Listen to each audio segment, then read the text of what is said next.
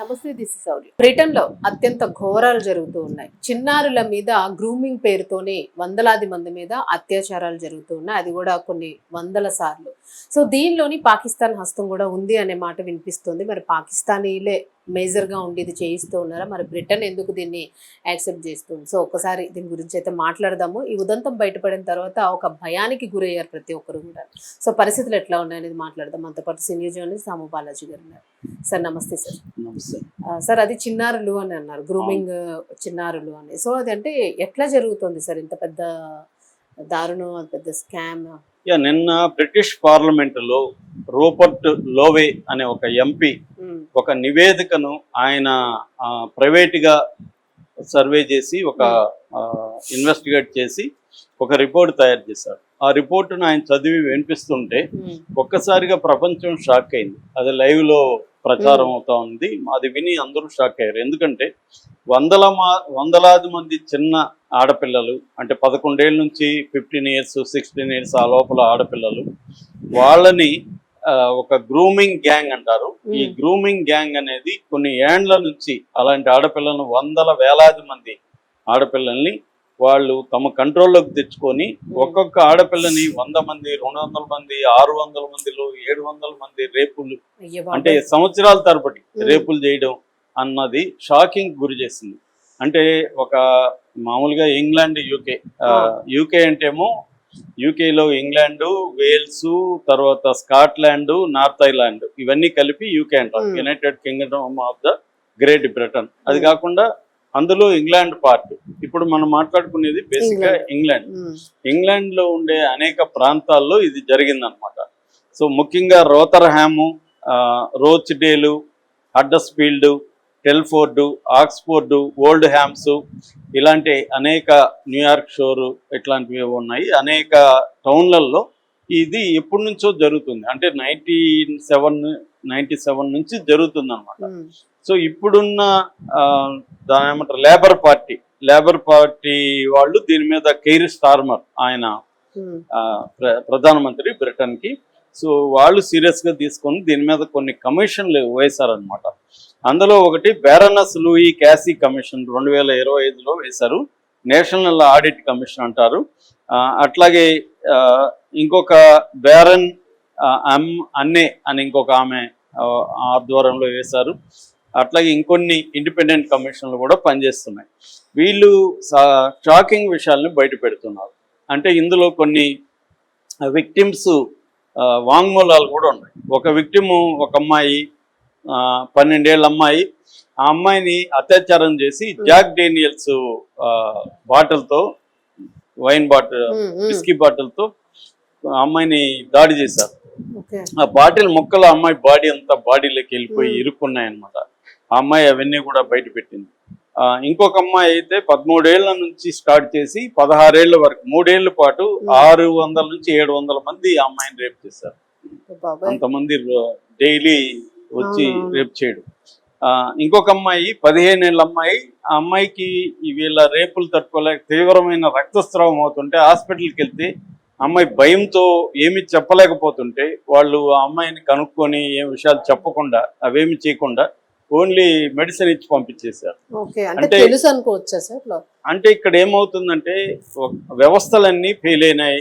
అంటే పోలీసులేమో వీళ్ళంతా ప్రాస్టిట్యూట్, చెత్త, పనికిమాలినోళ్ళు, వీళ్ళని ఏంది మనం పట్టించుకునేదని పోలీసులు. హాస్పిటల్స్ మనకెందుకు ఈ పెంట, ఎవరో వీళ్ళు, వీళ్ళతో మనం డీల్ చేస్తే రేపు మన లీగల్ గా మనం ఇరుక్కోవాలని వాళ్ళు. ఇలాగా అన్ని వ్యవస్థలు అనమాట. అంటే చైల్డ్ హోమ్స్ లో వీళ్ళు ఉంటారు, వాళ్ళు పట్టించుకోలేదు, హాస్పిటల్స్ పట్టించుకోలేదు, పోలీస్ యంత్రాంగం పట్టించుకోలేదు, గవర్నమెంట్ పట్టించుకోలేదు. అంటే కంప్లీట్ గా వ్యవస్థల వైఫల్యం. అయితే ఈ గ్రూమింగ్ గ్యాంగ్స్ ఎవరు అంటే మేజర్ గా పాకిస్తాన్, అంటే బ్రిటన్ లో ఉండే పాక్ జాతీయులు, బ్రిటిష్ పాకిస్తానీస్ అంటారు వాళ్ళు. ఈ బ్రిటిష్ పాకిస్తానీ గ్యాంగ్స్ విపరీతంగా ఉంటాయి అక్కడ. నాకు 10-12 ఏళ్ళకు ముందు నేను లండన్ నుంచి ఒక బ్యాచ్ వచ్చినప్పుడు సినిమా ప్రొడక్షన్కి సంబంధించి నేను వాళ్ళతో మాట్లాడితే అప్పుడు నేను ఒక సబ్జెక్ట్ చేశాను ఇల్లీగల్ ఇమిగ్రెంట్స్ మీద. అది ఎలాగ చేయొచ్చు అంటే వాళ్ళు నాకు అప్పుడు చెప్పింది కూడా పాకిస్తానీ గ్యాంగ్స్ చాలా బలంగా ఉంటారు అక్కడ, వాళ్ళు రూత్లెస్ గా ఉంటారు. ఆ ఏరియా సౌతాలు ఇట్లాంటి కొన్ని ఏరియాలు చెప్పారు. ఉమ్, ఆ ఏరియాలో సెట్ చేస్తే మీది బాగుంటది ఆ బ్యాక్గ్రౌండ్ అని కూడా ఇప్పుడు చెప్పారు. ఉమ్, అంటే అట్లాగా ఎప్పటి నుంచో ఈ బ్రిటన్ లో ఉండే పాకిస్తాన్ బ్యాచ్లు ఇంకొన్ని సౌత్ ఏషియన్ గ్రూప్స్ అన్నమాట, ఉమ్, వీళ్ళు ఈ పని చేస్తున్నారంట. ఉమ్, సో వీళ్ళు ఏంటంటే అక్కడ ఉన్న క్రిస్టియన్ అమ్మాయిల్ని, అంటే మతం కూడా దీంట్లో మిక్స్ ఓకే. అయింది. అక్కడ ఉన్న క్రిస్టియన్ అమ్మాయిల్ని వాళ్ళని అందరినీ ఏంటంటే మీరు పనికి మాలోళ్ళు, మీ దేవుడు వేస్ట్, ఇప్పుడు చూడు మీ దేవుడు మిమ్మల్ని కాపాడుతాడా అని చెప్పడం, అవును. అట్లాగే మీకు మోరల్స్ ఉండవు అని వాళ్ళని అంటే బ్రెయిన్ వాషింగ్ చేయడం. అవును. చిన్నపిల్లలు కదా, బ్రెయిన్ వాష్ చేయడం. రెండోది ఏంటంటే నైట్ టైమ్ ఎకనామీ అంటారు. నైట్ టైమ్ ఎకనామీ అంటే నైట్ లైఫ్ సంబంధించిన వ్యవస్థ. ఉమ్, అంటే టేక్ అవేస్, టాక్సీ ర్యాక్స్, కొన్ని చీప్ పబ్స్ ఇవన్నీ ఉంటాయి. ఇక్కడ ఈ అమ్మాయిలు ట్రాప్ చేస్తారు వీళ్ళు.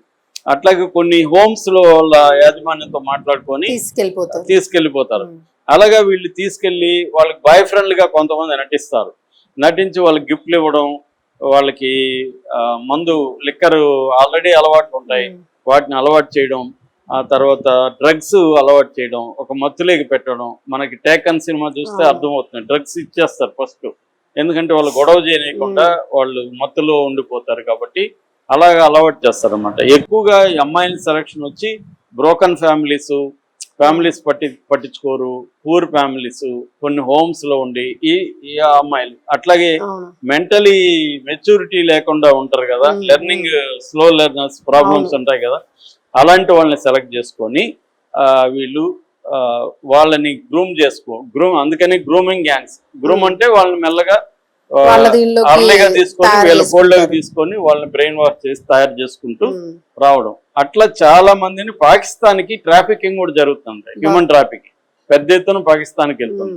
సో ఇదంతా ఇప్పుడు నిన్న పార్లమెంట్ లో ఆయన చదువుతుంటే షాక్ అయ్యారు. అంటే ఇది $multi-billion వ్యాపారం జరుగుతుంది. ఇది పెద్ద ఎత్తున ఒక్క రోతర్హామ్ లోనే 2014లో రిపోర్ట్ అని ఒక రిపోర్ట్ వచ్చింది. ఆ రిపోర్ట్ ప్రకారం 1997 నుంచి 2013 ఆ పీరియడ్ లోనే 1400 విక్టిమ్స్ ఉన్నారు.